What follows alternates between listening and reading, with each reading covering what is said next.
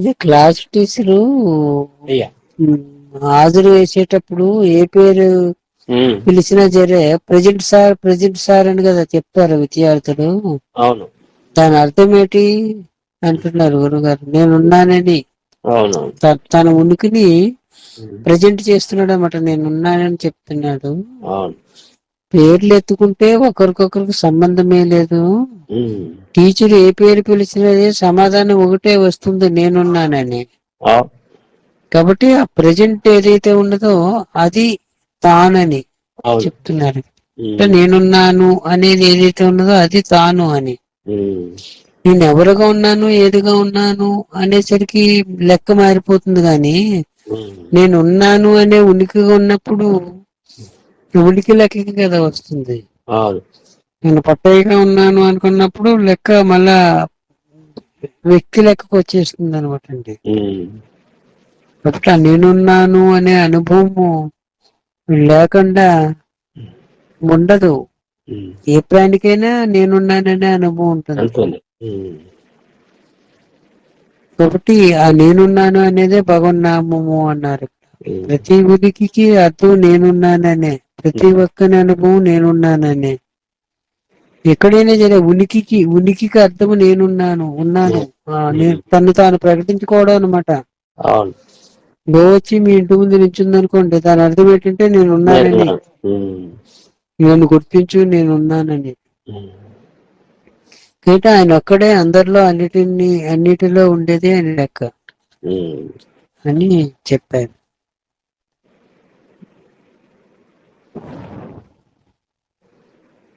Present దగ్గరికి వచ్చేసరికి అందరూ సమమే అనే విషయాన్ని ఇక్కడ ఆస్తికులు చెబుతూ, ఆస్తికుడైనా ప్రజెంట్ సార్ అంటాడు, నాస్తికుడైనా ప్రజెంట్ సార్ అనే కదా అంటాడు. ఆ ప్రజెంట్ అనేది అస్తిత్వం అని, ఆ ప్రజెంట్ అనేది చెప్తుంది నేనున్నానని చెప్తుంది. ఆ ప్రజెంట్ అది ఏ రూపంలోనే ఉండొచ్చు. పశుపక్షాది క్రిమికీటకాదులుగా ఎలాగైనా ఉండొచ్చు. ఆ ప్రజెంట్ అనమాట.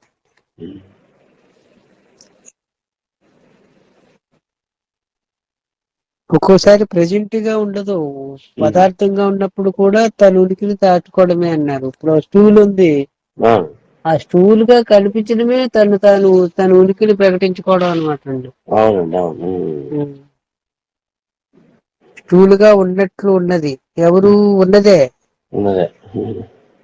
స్టూల్ గా ఉన్నది అనకూడదు, స్టూల్ గా ఉన్నట్లు ఉన్నది. అంటే ఏది ఉన్నదో అదే తత్కాలంలో స్థూల రూపంలో కనిపిస్తుంది అనమాట మనకి. ఉన్నది లేకపోతే స్టూల్ ఉండదు. స్టూల్ అనే ఉనికి ఉండదు. ఏ పదార్థం అన్నా అంతే. వ్యక్తే కాదు, మా రాయిలో రప్పలో అన్ని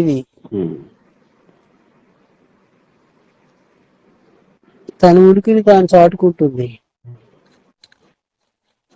ఉనికి ఉంది, వస్తువుగా ఉన్నట్టుంది అని దాని అర్థము. ఉనికిగా ఉన్నది సదా వస్తువుగా ఉన్నట్లు కనిపిస్తుంది అనమాట తత్కాలంలో. వస్తువుగా ఉన్నప్పుడు ఉన్నట్లుందనే ప్రయోగించాలి.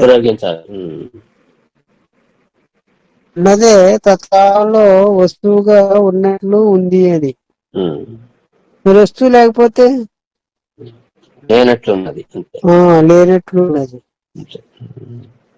వస్తువుగా లేదు, ఇప్పుడు కూడా ఉన్నది. ఉన్నది, తాను ఉన్నది. తాను లేకుండా ఉండదు కదా. ఆకాశం లేకపోతే ఆకాశంలో ఉన్న వస్తువులు ఎట్లా ఉంటాయి? ఇప్పుడు వస్తువు ఉంటే వస్తువుగా ఉంది, వస్తువు లేకపోతే ఆకాశంగా ఉంది కదా. ఆకాశమే, ఆకాశంలో ఉన్న వస్తు జాతం అంతా ఆకాశమే. రూపాంతరం చెంది వస్తువులుగా కనిపిస్తుంది సైంటిఫిక్ రీజన్ ప్రకారంగా కూడా. అట్లా సైన్స్ అనేదాన్ని కూడా అదే చెప్పారు. అందుబాటులోకి వచ్చి అనుభవంలోకి వస్తే సైన్స్ అన్నారు, అందుబాటులోకి వచ్చే అనుభవంలో లేకపోతే భగవంతుడు అన్నాము, ఆధ్యాత్మికం అన్నామన్నారు. ఆధ్యాత్మికం అంటే అందుబాటులో అనుభవంలో ఉండదు. అందుబాటులో అనుభవంలో లేకపోతే ఆధ్యాత్మికము, లేక దేవుడు అని ఆధ్యాత్మికం అని ఏదో పేరు పెట్టుకున్నాము. అందుబాటులోకి వచ్చి అనుభవంలోకి వచ్చేస్తే సైన్స్ అయిపోతుంది అనమాట. ఉన్నది ఒకే సత్వస్తువు.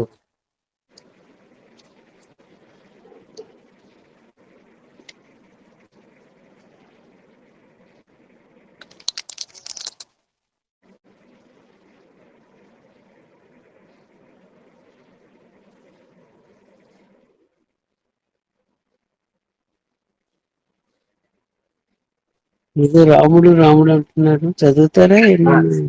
చదువుతానండి.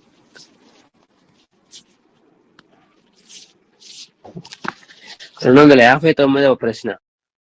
రాముడు అన్నాడు అంటే ఆ రాముడు దశరథ కుమారుడు. ఉన్నాడు రాముడు అంటే ఆ రాముడు ఆత్మారాముడు అన్నారు తమరు. కాస్త వివరించండి అని ప్రశ్నించారు. దాని గురువు గారు, నామరూపాల వలన ప్రయోజనం ఏమంటే దాని ఉనికిని ప్రకటించటమే. అంటే దానికి మళ్ళీ ప్రశ్న, అంటే నామరూపములకు ఆధారమైన ఉనికిని ప్రకటించటమే నామరూపాల ప్రయోజనమా అండి అని ప్రశ్నించారు. దానికి గురువుగారు, అంతే కదూ, అజ్ఞానుల వలన కూడా ప్రయోజనం ఉంది. జ్ఞానుల వల్ల ప్రయోజనం ఎంతో వీరి వల్ల కూడా అంతే ఉంటుంది. సద్వత్సు అనే త్రాసులో పెడితే ఇద్దరూ సమానంగా తూగుతారు. ఇక్కడ ఎవడు జ్ఞానిగా లోకానికి ఎరుక పడుతున్నాడో అక్కడ అజ్ఞానిగా కనపడేవాడు కూడా సాక్షాత్తు వాడే, భగవంతుడే అని అన్నారు. దానికి మళ్ళీ పట్టే గారు ఏమన్నారంటే, అందరూ ఆ విషయాన్ని ఒప్పుకోరు కదా అని అన్నారు. దానికి గురువు గారు, అందరి అంగీకారంతో మీకు పని లేదు. మీరొక్కరూ ఒప్పుకుంటే చాలు. మీరొక్కరూ ఆ అనుభవంలో ఉంటే చాలు. నీవు కడుపు నిండా భోంచేశావు, ఇతరులు నీవేమి తినలేదు అని అనుకున్నందువల్ల నీకు వచ్చిన నష్టమేమి? మీరు ఆకలితో ఉన్నారు, అందరూ పట్టయ్య భోజనం చేశాడు అన్నందువల్ల నీకు వచ్చిన లాభమేమి? కాబట్టి నీ అనుభవమే నీకు ప్రమాణం. ఇతరుల ప్రమాణము, ఇతరుల అంగీకారము అవసరము లేదు. నీ మెలకువే సకలానికి మెలకువ, నీ అనుభవమే సకలానికి అనుభవం. ఎందుకంటే పట్టయ్యతో సహా ఇతరులుగా ఉండేది సాక్షాత్తు నీవే అని చెప్పారు గురువుగారు. సరే, కొంచెం కంటిన్యూషన్ కూడా ఉంది, చదివేస్తాను. ఇతరుల ఆకలి తీర్చడం కొరకు చేసే ప్రయత్నము కూడా ఒట్టిదేనన్నమాట అని ప్రశ్నించారు పట్టయ్య గారు. దాని గురువు గారు, అవును, తన ఆకలిని తీర్చుకునే ప్రయత్నంలో భాగమే అది. ఇతరులను ఉద్ధరించాలనుకోవటం తనను తాను ఉద్ధరించుకోవటంలోనే భాగమే అన్నారు గురువు గారు. దానికి మన అవసరాన్ని ఇతరుల మీద పెట్టి వాళ్ళని ఉద్ధరించాలి, వీళ్ళని ఉద్ధరించాలి అనుకుంటున్నాం అని అన్నారు పట్టయ్య గారు. దానికి గురువు గారు, అవును, కళలో ఉన్న అనుభవము, ఇతరుల అనుభవాలు మొత్తము ఆ కళన కనే తన అనుభవమే కదా. దానికి పట్టయ్య గారు, అవును స్వామి అన్నారు. దానికి గురువు గారు, కళలోని వారి సుఖ దుఃఖాలు రెండు కలకనే వానిదే అయినట్టు ఈ జగత్తులోని బంధ మోక్షాలు రెండు ఆ జగత్తులను కనే వానిది. కళలోని సుఖ దుఃఖాలు రెండు కలకనే వానిదే అయినట్లు ఈ జగత్తులోని బంధమోక్షాలు రెండు ఆ జగత్తులను కనే వానివే అని అన్నారు. దానికి పట్టయ్య గారు బాగుందని అని వివరించారు.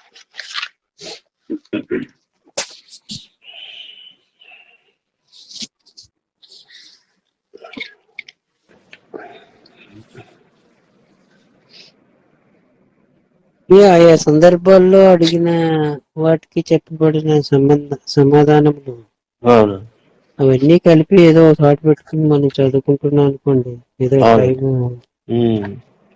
చదవడం కొరకు. వాస్తవం ఏమిటంటే మన అవసరం ఏంటనే గుర్తించి మనం మాట్లాడుకుంటే బాగుంటుంది. ఎవరి అవసరం వారిదే లెక్క వస్తుంది. మీ అవసరము, మీ ఆకలి, మీ వెళుతూ మీకు తెలుస్తుంది కదా. పట్టే అవసరం, పట్టే ఆకలి, పట్టే వెలుతుకు సంబంధించిన కార్యకలాపం అదంతా చదువుకున్నది.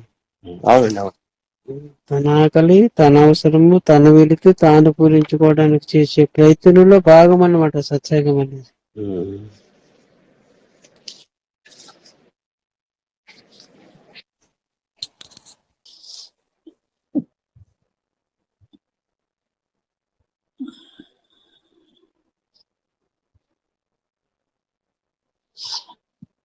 గురువు గారు ఒక కథ చెప్తూ ఓ సందర్భంలో ఏదో సభ జరుగుతుంది.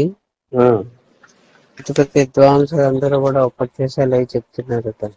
ఉహు, చెప్తున్నారు. అందరూ ఒకడు మాత్రం సైలెంట్ గా ఊరిపోయాడు అనమాట. ఊరుకున్నారు, ఏమీ మాట్లాడకుండా, ఉహు, ఏమీ చెప్పకుండా సైలెంట్ గా ఉండిపోయారు. కాకపోతే సరే, ఎవరు తోసిన కాడికి వాళ్ళు మాట్లాడారు, అంత బాగానే ఆగాలు చేసి. ఇందులో ఎవరు బాగా ఉమ్, చెప్పినట్టు, ఎవరు ఉత్తమ ఆ,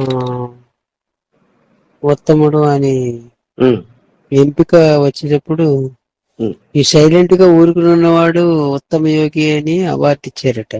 ఆహా, ఉహు. ఎందుకంటే వీడు అన్ని తెలిసి సైలెంట్ గా ఉన్నాడని. అన్నీ తెలిసి ఊరుకున్నాడు. వాడికి ఊరకున్నాడని, వాడికి ఏం తెలుసో మనకి తెలియదు కానీ ఉమ్, ఆ ఊరకుండా వాడు ఏం చేసిందంటే, ఒలకక పలకక ఊరక ఉండని ఉత్తమ యోగిరా అని. ఉత్తమ యోగిరా. అవును. మన వాళ్ళందరూ ఒలకక పలకక ఊరక ఉండిపోతే ఇంకేం మాట్లాడుకుంటాము. ఎవరికి వారే ఉత్తమ యోగులుగా ఉండిపోతే.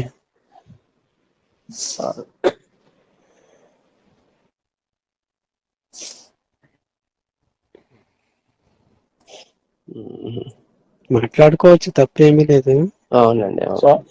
ఉమ్. స్వామి ఒక ప్రశ్న అడగాలండి. చెప్పండి.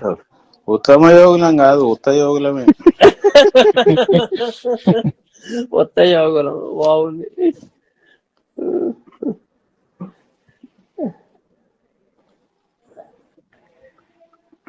చెప్పండి చెప్పండి స్వామి. గురువు గారు బోధిస్తున్నప్పుడు మీరు వచ్చిన తర్వాతే మిగతా వారందరూ వచ్చారు అని చెప్తారు స్వామి. అందులో అక్కడ మీరు అంటే ఈ శ్రీనివాస్ వచ్చిన తర్వాతే ప్రపంచం వచ్చిందని అనుకోవాలా, లేకపోతే శ్రీనివాస్ ఆధారమైన నేను వల్ల వచ్చిందని అనుకోవాలా స్వామి? అసలు నేను అసలు నేను అవును, మీరేంటి సంపాదించేది శ్రీనివాసుని కాదు, శ్రీనివాసుకు ముందున్న ఆధారం. మీరు వచ్చిన మీరే. ఉమ్, మీరు మెలకు రాకపోవడం ఉన్న మీరు మేల్కొన్న తర్వాత నేను అని మిమ్మల్ని మీరు ప్రకటించుకున్న తర్వాత మేమందరం వస్తాం అన్నమాట. వస్తారు. ఓకే. శ్రీనివాసు కూడా అందరిలో భాగము. ప్రపంచం శ్రీనివాస్ అంటే ప్రపంచం అంటే ప్రపంచంలో భాగం కాబట్టి ఓకే. శ్రీనివాస్తో సహా. ఆహా. అంటే మీరు వచ్చిన తర్వాత వచ్చిన వారమే మేమందరం, మీతో పాటు వచ్చిన వారు. మీతో పాటు అంటే మీతో పాటు శ్రీనివాస్ కూడా మీతో పాటు ఉంటాడు, కానీ మీరు శ్రీనివాస్ కాదు. సో మీరు అని చెప్తున్నారు.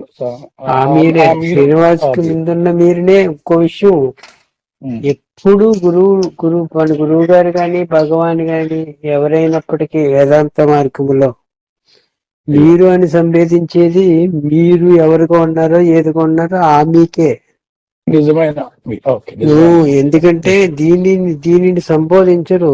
ఎందుకు సంబోధించరు అంటే, ఇది మిథ్యే కదా. తత్కాలిక సత్యాన్ని ఎవరు ఉపదేశం చేస్తారు? ఎండమావికి ఎవరు ఉపదేశం చేయరు కదా, నేడుకి ఎవరు ఉపదేశం చేయరు కదా, ప్రతిబింబానికి ఎవరు ఉపదేశం చేయరు కదా. చేస్తారా? అదే తనను తాను మరిచి ఇది అనుకుంటుంది కాబట్టి కాదని చెప్పారు.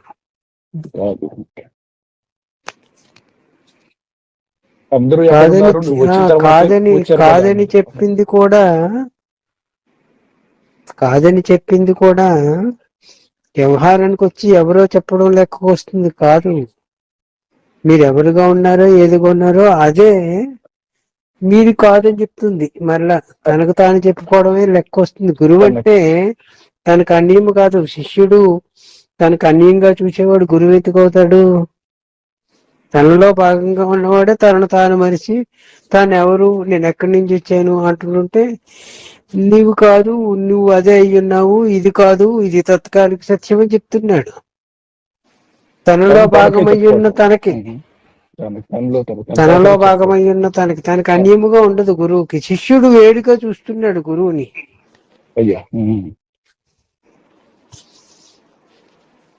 కాబట్టి శిష్యుడికి భేదం ఉంటుంది.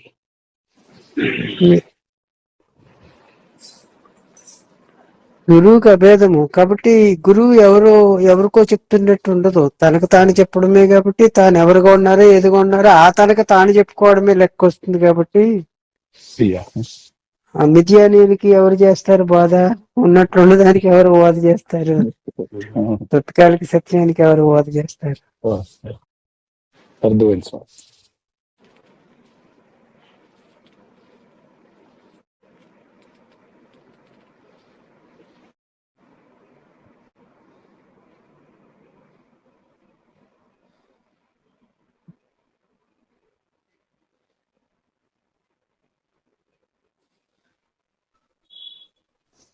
ఆ నేను ఆ నేను నేనన్నా నీవన్నా వాడు అన్నా నేననే అర్థము.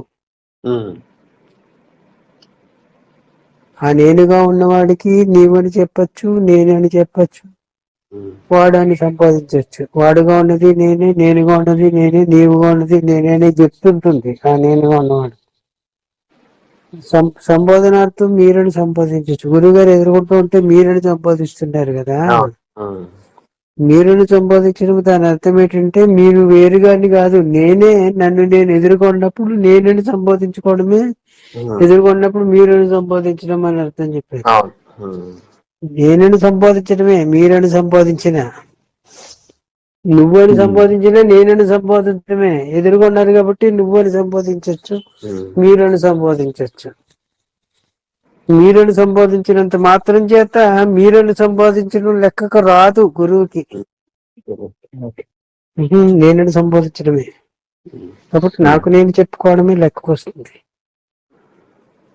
అది చెప్తే గురువుకి తెలిసి ఉంటుంది, శిష్యుడికి వేరుగా చూసుకుంటున్నాడు కాబట్టి అది ఉంటుంది కానీ పోతుంది. శిష్యుడిని నిజంగా శిష్యుడైతే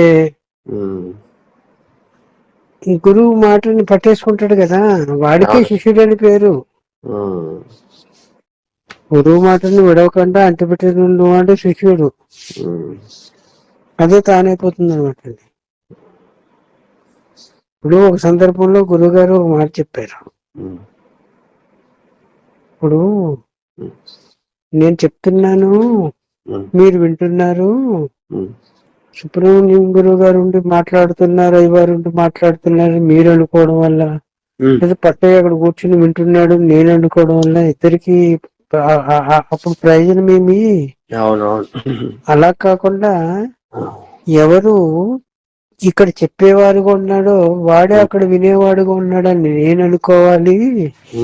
ఎవరు ఇక్కడ వినేవాడుగా ఉన్నాడో వారే అక్కడ చెప్పేవారుగా ఉండి చెబుతున్నారని మీరు అనుకున్నప్పుడు కదా ప్రయోజనం సిద్ధిస్తుంది అన్నారు. అవునండి. ఇప్పుడు అది మనం అప్లై చేసుకోవాలి సత్సంగంలో.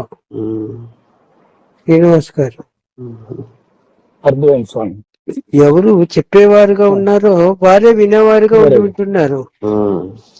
ఎవరు వినేవారుగా ఉండి వింటున్నారో వారే చెప్పేవారుగా ఉండి చెబుతున్నారు. చెప్పేవాడే వినేవాడుగా లేకపోతే వినేవాడికి ఎట్లా అర్థమవుతుంది ఆ విషయం? అవునని గాని కాదని గాని కరెక్ట్ గానే ఉంది బాగానే ఉంది అని ఎట్లా తెలుస్తుంది? కాబట్టి వినేవాడుగా ఉండి వింటున్నది ఆ చెప్పేవాడు లోపల ఉన్నవాడే వినేవాడుగా ఉండి వింటున్నాడు. ఉపకరణాలు చూసేదానికి రెండు కనిపిస్తాయి గాని ఆ లోపల ఉండి వింటున్నది చెప్పేవాడు ఒక్కడే. ఒక చోట్ల చెప్పేవాడుగా ఉన్నాడు, మరొక చోట్ల వినేవాడు ఉన్నాడు. వినేవాడికి విషయం స్వానుభవానికి వస్తే వాడే చెప్పేవాడుగా ఉంటాడు, వాడే వినేవాడుగా ఉంటాడు. వాడికి వినేవాడుగా ఉన్నప్పుడు శిష్యుడు అని పేరు, చెప్పేవాడుగా ఉన్నప్పుడు గురువు అని పేరు.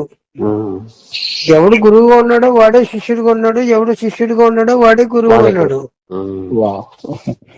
గురువు అని శిష్యుడిని వ్యవహారానికి వచ్చి రెండు పేర్లు ఉదహరించినప్పటికీ ఇద్దరు లేరు. ఇద్దరు ఉండేదానికి అసలు అవకాశమే లేదు.